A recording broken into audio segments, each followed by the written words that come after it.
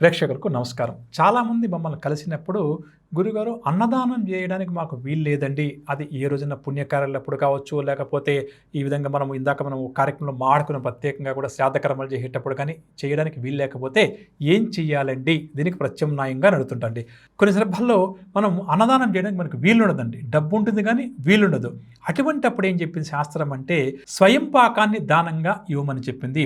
ముఖ్యంగా ఈ స్వయం పాక దానం ఎప్పుడు ఇస్తామంటే పితృదేవతలు స్వర్గస్థులైనటువంటి రోజు ప్రతి సంవత్సరం వస్తుంది కదా, ఆ సందర్భంగా చాలామంది వారిని స్మరించుకుంటూ స్వయం పాకాన్ని దానంగా ఇచ్చే ప్రయత్నం చేస్తుంటారు. అందులో ఇందాక ఒక వీడియోలో చెప్పానండి, మహాలయ అమావాస్య రోజు ఈ మహాలయ పక్షమంతా కూడా అన్నదానం చేయమని చెప్పాను. అలా వీలు కానప్పుడు పితృదేవతలను స్మరించుకుంటూ ఏ రోజు వీలు ఉంటే ఆ రోజు స్వయం పాకాన్ని దానంగా ఇచ్చే ప్రయత్నం చేయాలి. అసలు స్వయం పాక దానం అంటే ఏమిటి, ఎటువంటి వస్తువులు పదార్థాలు అందులో ఖచ్చితంగా ఉండాలి అని శాస్త్రం చెప్పినటువంటి అంశాన్ని ఇక్కడ వివరిస్తాను. ఇది జీవితాంతం కూడా ఎప్పుడు స్వయం పాకం దానంగా ఇవ్వాలి అన్నా నేను చెప్పబోయే వస్తువులను కానీ గుర్తుపెట్టుకుని ఇస్తే అనంత పుణ్యం మనకు ప్రాప్తిస్తుంది అని చెప్పవచ్చు.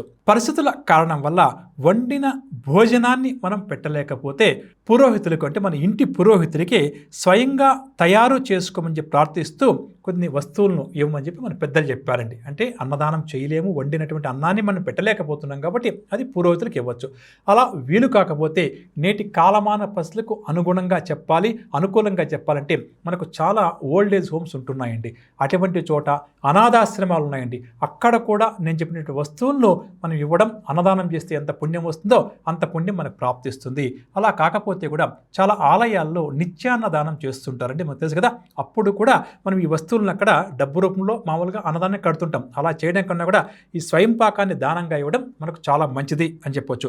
అవి ఏమిటి అన్న విషయానికి వస్తే యథాశక్తిగా ఈ వస్తువులు లేక పదార్థాలు ఇవ్వచ్చండి.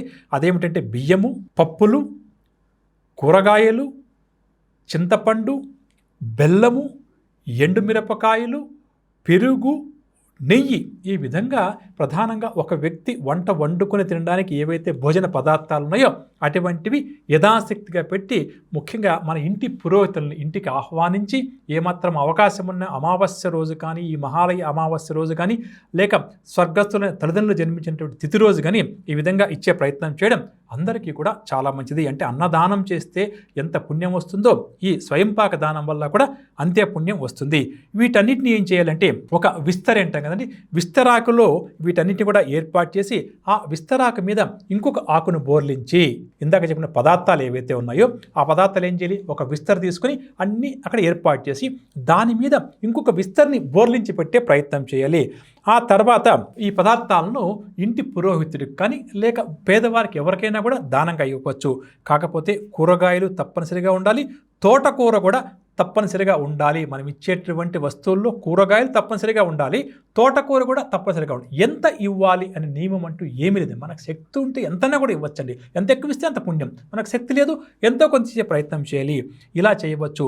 ఇదన్నీ కూడా మాకు ఏది కూడా ఇవ్వడానికి వీలు లేదంటే ఎదుటి వ్యక్తికి ఏదైతే నిజంగా అవసరం ఉందో ఆ వస్తువులను కూడా మనం పితృదేవతలను స్మరించుకుంటూ దానంగా ఇవ్వచ్చండి. ఒక వ్యక్తికి ఉదాహరణకు మెడిసిన్స్ అవసరం అని చెప్పి అనుకోండి, మెడిసిన్స్ కొన్ని కూడా ఇవ్వచ్చండి. మంచిది కదా, ఆ వ్యక్తి వాడుకుంటాడు, అలా ఇవ్వచ్చు.